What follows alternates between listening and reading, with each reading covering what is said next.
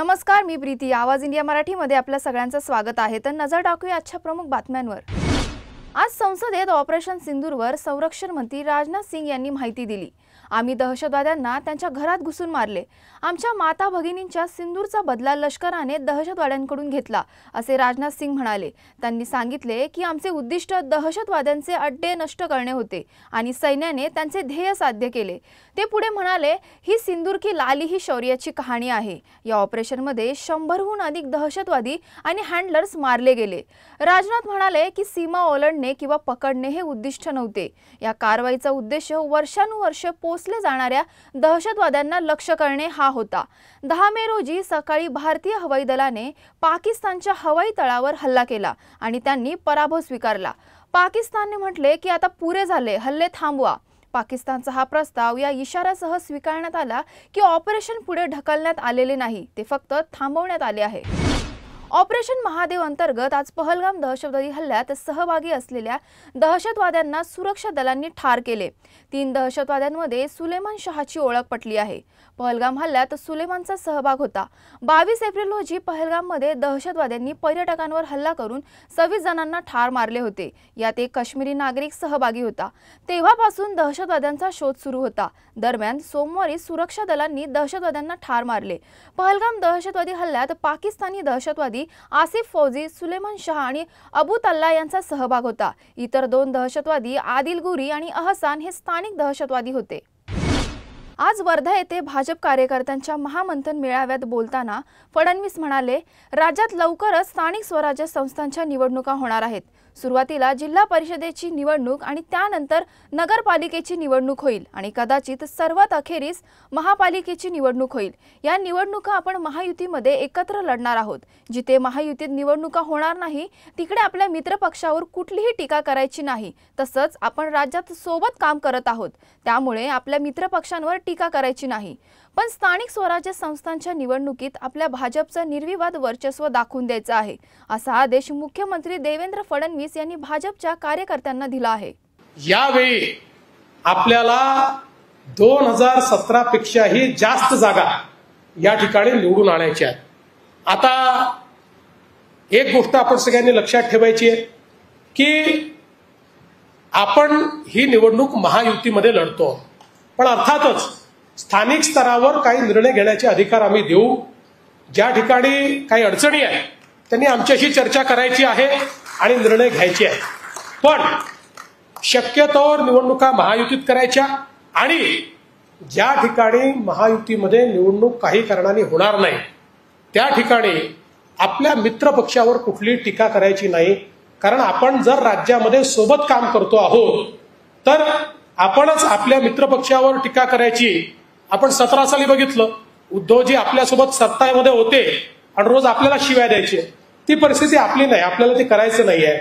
त्याच्यामुळे शक्यतोवर महायुती आणि ज्या ठिकाणी महायुती होऊ शकणार नाही त्या ठिकाणी आपल्याला मैत्रीपूर्ण समन्वयाने अशा पद्धतीनं आपल्याला निवडून यायचं आहे. पण विदर्भातला सगळ्यात मोठा पक्ष कालही भाजप होता, आजही भाजप आहे आणि या आपल्या स्थानिक स्वराज्य संस्थेमध्ये भाजपचं निर्विवाद वर्चस्व हे या निवडणुकीमध्ये आपल्याला दाखवायचं आहे.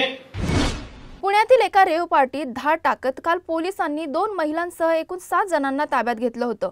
पोलिसांनी अटक केल्यानंतर पार्टीत सहभागी असणाऱ्या सर्व आरोपींची वैद्यकीय तपासणी केली होती. या वैद्यकीय तपासणीचा अहवाल आता समोर आला असून त्यात 7 पैकी 2घांनी मद्यपान केल्याचा प्राथमिक अहवाल पोलिसांनी दिला असल्याची सूत्रांनी माहिती दिली आहे. यामध्ये प्रांजल खेवलकर आणि श्रीपाद यादव यांनी मद्यप्राशन केल्याचे ससून रुग्णालयाच्या वैद्यकीय अहवालातून समोर आलंय. मात्र 7 जणांपैकी कोणी अंमली पदार्थांचं सेवन केलं होतं का हे मात्र वैद्यकीय प्रयोगशाळेकडे पाठवण्यात आलेल्या आरोपींच्या नमुन्यांच्या तपासणीनंतरच स्पष्ट होणार आहे. त्यामुळे प्रांजल खेवलकरांच्या अडचणी वाढणार की दिलासा मिळणार याकडे सर्वांचं लक्ष लागलंय. ठाकरेच्या सेनेच्या शिष्टमंडळाने आज राज्यपाल CP राधाकृष्ण यांना निवेदन सादर केलं. सत्ताधारी पक्षातील भ्रष्टाचारी व असंवेदनशील मंत्री व आमदार यांना तात्काळ बडतर्फ करण्याबाबत विरोधी पक्षनेते अंबादास दानवे यांनी राज्यपाल यांना अनेक मंत्र्यांच्या गैरव्यवहार प्रकल्पाबद्दल पत्राद्वारे माहिती दिली। विरोधी पक्षनेते अंबादास दानवे यांनी मंत्री संजय शिरसाट, कृषी मंत्री माणिकराव कोकाटे, राज्यमंत्री योगेश कदम, मंत्री संजय राठोड तसेच मंत्री नितेश राणे यांचे तक्रार ठाकरेंच्या सेनेच्या नेत्यांनी राज्यपाल यांना दिली। राज्यातील हनी ट्रॅप प्रकरण, ठाणे बोरिवली बोगदा प्रकरण, मीरा भाईंदर महापालिकेच्या भूसंपादन प्रक्रियेत गैरव्यवहार अशा अनेक प्रकरणांसंदर्भात राज्यपाल यांना माहिती देण्यात आली आहे। 6 ऑगस्ट 2025 पासून UPIचे नवे नियम लागू होणार आहेत। पेटीएम, फोनपे, जीपे किंवा इतर कोणत्याही UPI इकोसिस्टमचे व्यवस्थापन करणारी भारतीय राष्ट्रीय पेमेंट्स महामंडळ प्रणालीवर ताण कमी करण्यासाठी आणि व्यवहारात होणाऱ्या उशीर व अपयशी व्यवहार यांसारख्या समस्यांवर नियंत्रण मिळवण्यासाठी काही नवीन मर्यादा लागू करणार आहे।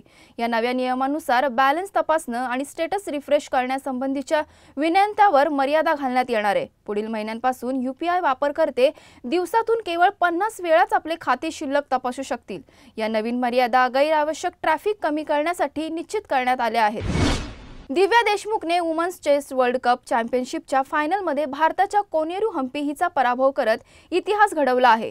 19 वर्षीय भारतीय युवा चेस चॅम्पियन दिव्या देशमुखने FIDE वुमन्स वर्ल्ड कप जिंकून ऐतिहासिक कामगिरी केली आहे। सामन्याच्या मुख्य फेऱ्यांमध्ये दोन्ही खेळाडूंमध्ये एक रोमांचक सामना पाहायला मिळाला। दिव्याने कोणतीही चूक न करता हम्पीला ड्रॉवर रोखले आणि सामना टायब्रेक पर्यंत नेला। टायब्रेकरमध्ये काळ्या मोहरांवर खेळताना दिव्याने अत्यंत हुशारीने आणि आत्मविश्वासाने खेळ करत निर्णायक विजय मिळवला। दिव्या वुमन्स चेस वर्ल्ड कप जिंकणारी पहिली भारतीय महिला ठरली आहे। दिव्या आधी कोणत्याही भारतीय महिलेला अशी कामगिरी करता आली नव्हती। दिव्याच्या या विजयानंतर तिचं सर्व स्तरातून अभिनंदन केलं जात आहे। सांगली येथे कृष्णा नदीच्या दुथडी भरून वाहणाऱ्या पाण्यात होड्यांच्या रोमांचक शर्यती झाल्या। केशवनाथ मंडळाने आयोजित केलेल्या या शर्यतीत 15 पेक्षा जास्त संघांनी सहभाग घेतला। प्रचंड गर्दीत होडी चालकांच्या कौशल्याने आणि उत्साहाने वातावरण भारी झाले। ही शर्यत सांगलीच्या सांस्कृतिक वारशाचा एक महत्त्वाचा भाग आहे। यंदाही कृष्णा नदी दुथडी भरून वाहत आहे। या निमित्ताने सांगलीकरांना कृष्णा नदीच्या दुथडी भरून वाहणाऱ्या पात्रात होड्यांच्या थरारक शर्यती पाहायला मिळाल्या। अनेकांनी याचा किनाऱ्यावर उभा राहून आनंदही लुटला। श्रावण महिन्याचा पहिला सोमवार आणि भक्तिमय वातावरणात माजी मंत्री धनंजय मुंडे यांनी आज वैद्यनाथाच्या चरणी लीन होत मनोभावे दर्शन घेतले। धनंजय मुंडे यांनी सर्वप्रथम संकल्प करत प्रभू नामाचा जप केला आणि मंत्रोपचाराच्या जयघोषात रुद्राभिषेक केला। त्यानंतर त्यांच्या हस्ते वैद्यनाथांच्या महाआरतीचा सोहळा पार पडला। श्रावणातील पहिल्या सोमवारी त्यांच्या या दर्शनाने श्रद्धाळूंमध्ये भक्तिभाव अधिकच गहिरा झाल्याचे पाहायला मिळाले। पुण्यातील 70 वर्षाच्या आजी शकुंतला सुतार यांच्या घरात 8 फूट लांबीचा साप शिरला। तो पाहून घाबरण्याऐवजी आजीने सापासोबत जे केले ते पाहून नेटकऱ्यांना धक्काच बसला। फायटर आजीचा हा व्हिडिओ सध्या सोशल मीडियावर प्रचंड गाजतोय। तो पाहून अनेक लोक त्या आजीच्या हिमतीचं धाडसाचं कौतुक देखील करत आहेत। तो साप 8 फूट लांबीचा होता, मात्र तो साप पाहून शकुंतला आजी घाबरली नाही। त्या सापाला त्यांनी स्वतःच्या हातानेच पकडलं। फायटर आजीचा हा व्हिडिओ सध्या सोशल मीडियावर प्रचंड गाजतोय। तो पाहून अनेक लोक त्या आजीच्या हिमतीचं धाडसाचं कौतुक देखील करत आहेत। अशाच महत्त्वाच्या बातम्या बघण्यासाठी पाहत रहा आवाज इंडिया मराठी।